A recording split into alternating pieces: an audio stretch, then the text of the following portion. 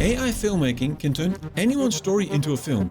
We've analyzed over 3,000 keywords and 30,000 keyword combinations, discovering many power keywords that allow us to easily create cinematic film styles that bring stories to life. With a simple system, these power keywords help us set the right visual tone for our shots. In the first step, we set the cinematic and artistic style. In the second step, we shape the aesthetics and set the mood for our story. In the third step, we evoke specific emotions such as feelings of fear, tension or happiness. And in the fourth step, we add keywords to emphasize the narrative. This approach allows you to create the right style for your story, ensuring your AI films stand out. We'll use Luma AI for video generation, and since I'm a big fan of Midjourney and Stable Diffusion's Fooocus, I'll use them to create my images.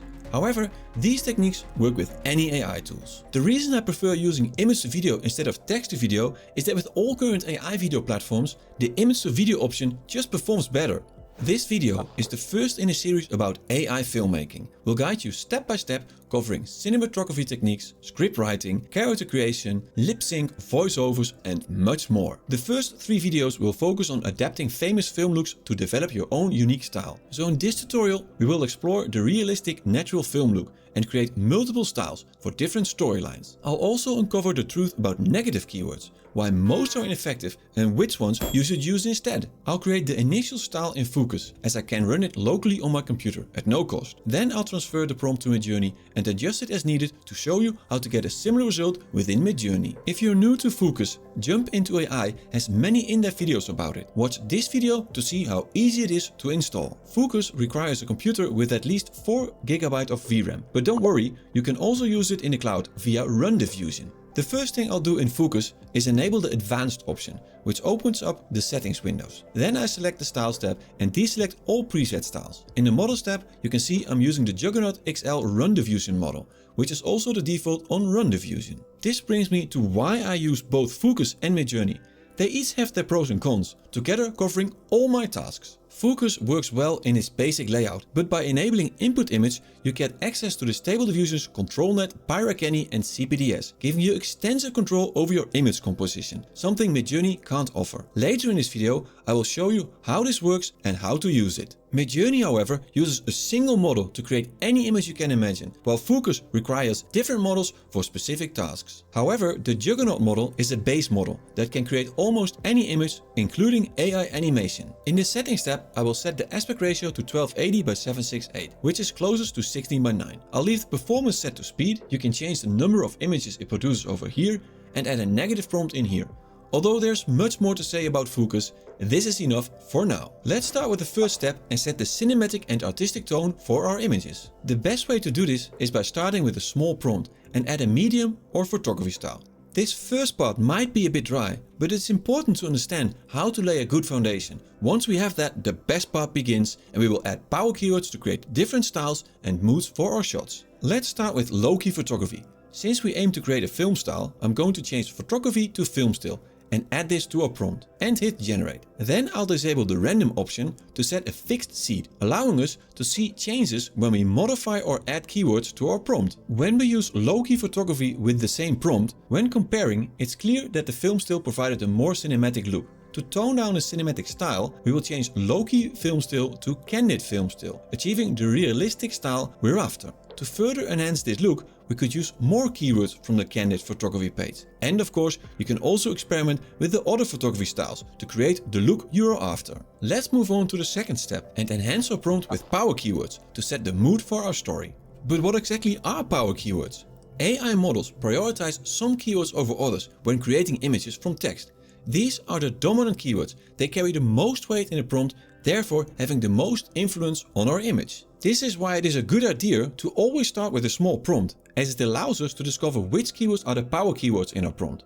We selected the best power keywords and added them to our ultimate prompt toolkit. Later in the video, when we add different sceneries to our prompt, we will also show you a very powerful negative keyword that lets us control the darkness or brightness of our image. For the realistic style, I'm going to add power keywords from the mood modifiers and the color components. But I'll start by adding a lens effect to create some background blur. Now, if you're aiming for a glamorous film style, I would probably use bokeh or soft focus. However, for our realistic style, I'll choose shallow depth of field and add that to our prompt.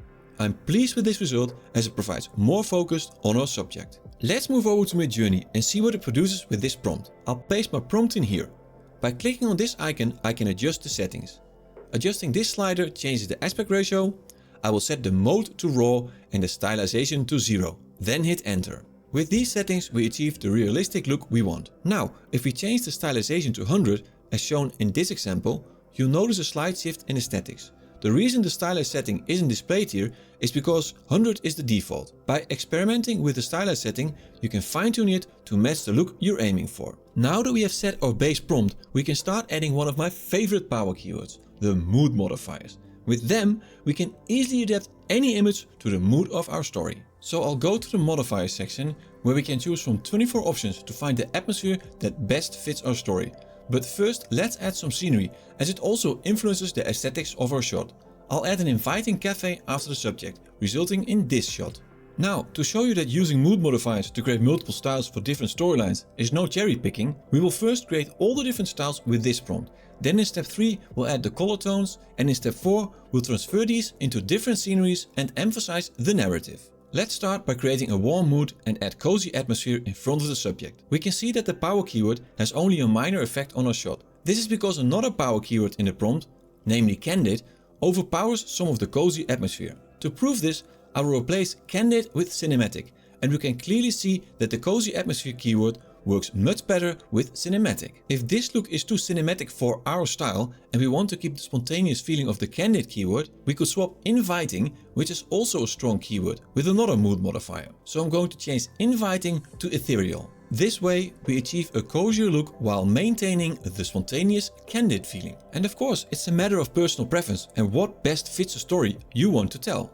In Midjourney, I used the same settings as before, with the stylization set to 100. This gave me the look I was hoping for. However, with the stylization at 200, it looks very cozy, but in my opinion loses some of the natural realistic feeling. Out of these 4, I preferred this one.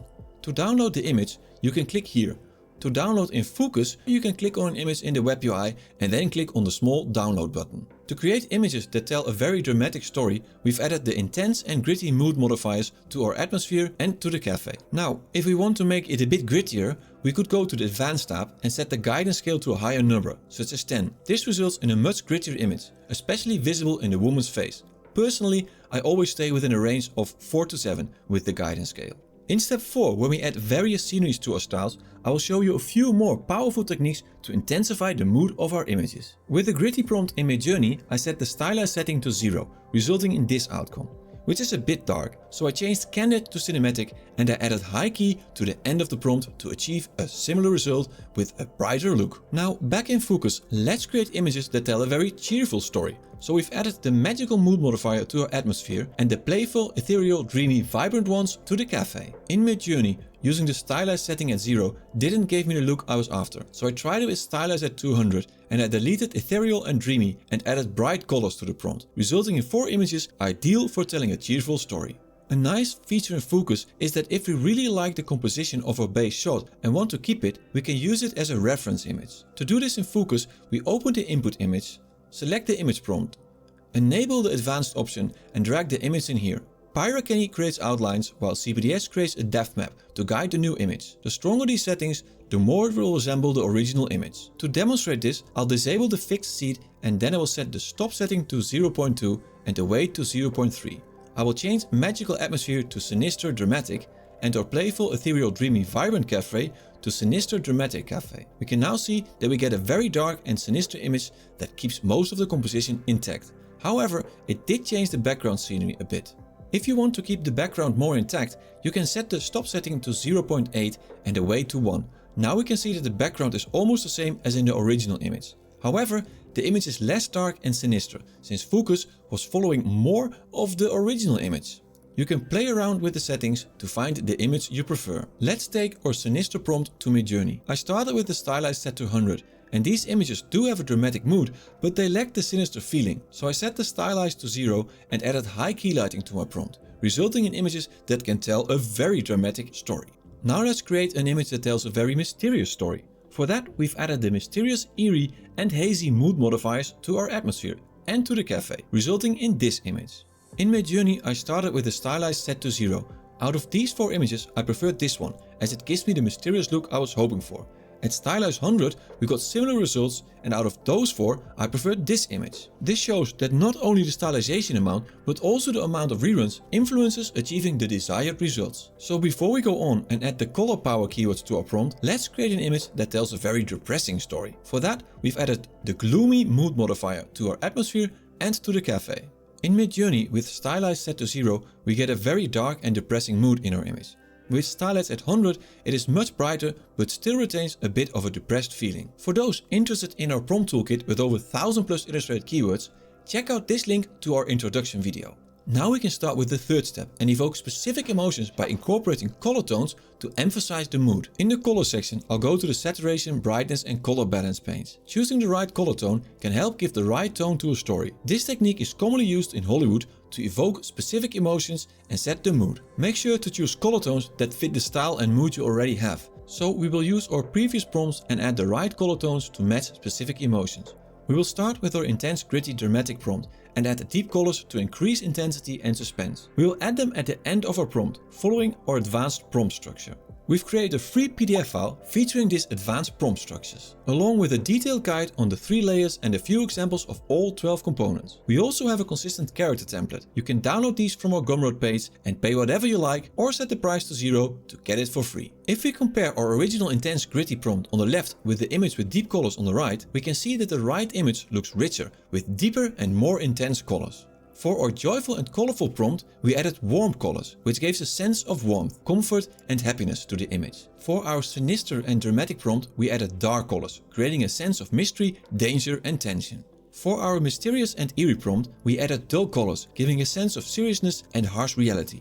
Finally, we added cool colors to our gloomy and depressing prompt, which added a sense of detachment and sadness to the image. And although they are very subtle, these differences can have a great impact on the mood of your story, bringing a new level of realism to your AI films. Since Midjourney's seeds work a bit differently, I cannot show these comparison shots with the same composition for the Midjourney prompts. However, as we saw earlier when I added bright colors to a joyful, colorful prompt, these color tone keywords also work very well within Midjourney. I know some of you are waiting for the part where we use Luma AI to turn these images into videos, but first we need to add keywords to emphasize the narrative of our story, which is the fourth and final step in setting the right visual tone for our images. But before we do this, I want to let you know that I have created a new Discord group. It includes a prompting category to bridge Stable Diffusion, Midjourney and text-to-video prompting, a category for Fooocus techniques and a category specifically for AI cinematography techniques. As this is a new Discord group, I'm looking for dedicated individuals to help build an active community that provides valuable information on the topics I just mentioned. Earlier I mentioned that there are more powerful techniques to intensify the mood of our image. And before we continue, I need to explain these techniques. Therefore, I want to quickly explain keyword influence and prompt weight. In a short prompt, like the example on the mood modifier page, where X stands for the mood, adding only woman results in a mood modifier having a big influence, as it shares its weight with just one word. The more keywords we add, the more the AI model divides its attention. For example, if we start with a short, intense, gritty woman prompt and then add a hospital scene to our prompt, we will see that it loses much of the intense, gritty atmosphere compared to the short prompt. This is where these techniques come in handy. By selecting intense and gritty atmosphere, then hold the Control key and move the up arrow key to set the weight to 1.4, we can achieve the same image but with a much grittier and intense mood. In Midjourney you can use a similar technique by adding 2 colons after the word you want to emphasize, followed by a number like 2 or 3. However, these colons also indicate to the Midjourney bot to consider each part after and before the colons as individual concepts. This is an awesome technique, but in my opinion it is not very ideal for emphasizing a keyword in a very long prompt. If anyone has experience using this technique in a very long prompt, please let me know. Now, if we find the previous image too dark, we can brighten it by using the negative power keyword I mentioned earlier. I'll add underexposed in a negative keyword box, select it and hold the Control key while hitting the down arrow key until I get to 0.1. This gives us a bright image while retaining the intense gritty look. Setting different values allows us to play with the brightness, but I usually use this only at 0.1. And this is how I like to use negative keywords. As promised, I also uncover the truth about negative keywords. In our testing, we discovered that using negative keywords like worst quality, low res, bad hands, blurry, which are often seen, have no effect at all. Therefore, we advise using negative keywords that specifically tell the AI what elements to leave out of the images it generates. For example, if I add vibrant to our negative prompt, you can see that it now creates the same image but removes the vibrant colors from our hospital corridor. In our prompt toolkit, you find more in-depth information and a list of the most valuable negative keywords. I personally use color and exposure negative keywords the most.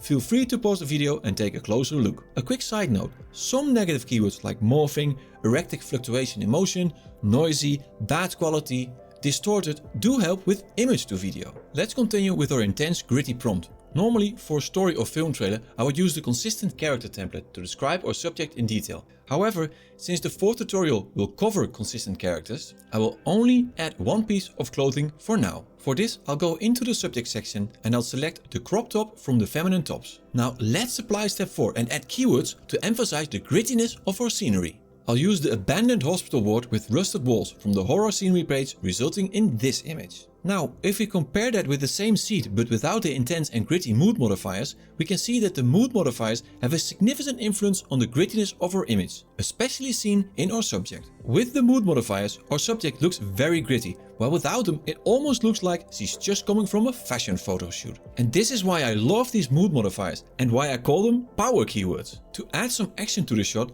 I'll go to the motion enhancement keywords and add dynamic motion blur and action shot to the end of my prompt. I'll also add running through in front of my scenery, resulting in an image that looks very dynamic, but the face looks terrible. But we'll fix this with inpainting, which I'll demonstrate when we prepare our images for Luma AI. In Midjourney, I modified the prompt slightly and we can see that the image with the power keywords appears a bit richer, with the woman having a more intense and grittier look. Now I'll quickly present the other Midjourney and Fooocus images and how I emphasized their narratives. To create a sense of allure for the joyful images, I used glamour photography. And for the narrative, I added crimson ruffled dress and festive decorations to emphasize the vibrant Mexican town. We can see that the images with the power keywords have more vibrant colors and the scenery is more joyful. It is a matter of taste which image you prefer, as they both have their own style. However, if you want to tell a very joyful story, I would recommend doing it this way. These are the Midjourney images with slightly tweaked prompts to achieve similar results. For our dramatic shot, I emphasized the narrative for our Schooler of Magic with an enchanted ancient forest featuring a gnarled tree. The sinister mood modifiers and dark colors gave a very dramatic look to the scenery and subject in our image. These keywords are very strong, so I had to reduce the keyword weight quite a bit. If I hadn't done that, the image would have looked like this, and you can see that the subject changed dramatically. Here are the Midjourney images, adjusted slightly to get similar outcomes. Another great way to use these modifiers is to give a more intense look to a scenery that is normally not dramatic, as seen in the female spy in Barcelona image, where the mood modifiers create more tension. Here are the Midjourney images, adjusted slightly to get similar outcomes. If we already have very dark keywords like horror and shadow beast in our prompt, the mood modifiers and dark colors only add a little more mood to the image, as horror and shadow beast are also power keywords. For the mysterious look, I've added a confused expression from the emotions and expressions component and an old couch to emphasize the narrative of our abandoned hall. We can see that the image with the power keywords gave us a more eerie and mysterious look. If we find the look too cinematic, we can change cinematic to candid for a more real-life look. Here are the images from Midjourney with slightly adjusted prompts to achieve similar results. For the depressing look, I gave our subject a poncho and added an ancient gnarled bear tree from the scenery component to evoke a sense of sadness and isolation. The image with the power keywords creates a very melancholic mood, perfect for telling a sad, depressing story. These are the Midjourney images with slightly tweaked prompts to achieve similar results. So let's prepare our images for Luma AI by upscaling and inpainting them. I'm going to use the image from the abandoned hospital corridor. First, enable the input image. If you're using a Google browser, you can drag the image into the upscale box. With other browsers, click the box and upload the image. I always start by upscaling the image first and then fix the face with the improved detail function. I'll select upscale 2 times and hit generate. Next, I'll select the inpaint option and drag the upscaled image in here. I set the method to improve detail and press the S key to make the screen bigger. Hover over the little eye in the top left corner to see the keyboard shortcuts for all the controls. Now I hold the shift key and scroll with the mouse wheel to zoom in. Then I hold the control key and scroll with the mouse wheel to make the brush bigger. Now I hold the left mouse button and paint over the face. Press the R key to zoom back in and ensure the main prompt remains in the big box and hit generate. And now the image is ready for video creation. In Luma AI, I drag the image in here and add camera zooms out woman running through corridor in the prompt box. In many cases, I also use only a camera prompt, as this works very good as well. For this image, I leave the enhanced prompt enabled, but in situations where the final video gets too much movement, I often disable it. This is mostly necessary when you have images where the AI can go wild with its imagination. However, since my image is an abandoned hospital corridor, it is very clear for the AI what to produce from this. I am very pleased with this. The gritty, intense feeling is consistent throughout the entire video, and the moving hair adds a very realistic touch. Sure, the hand movements have artifacts, but that is the current standard for AI videos.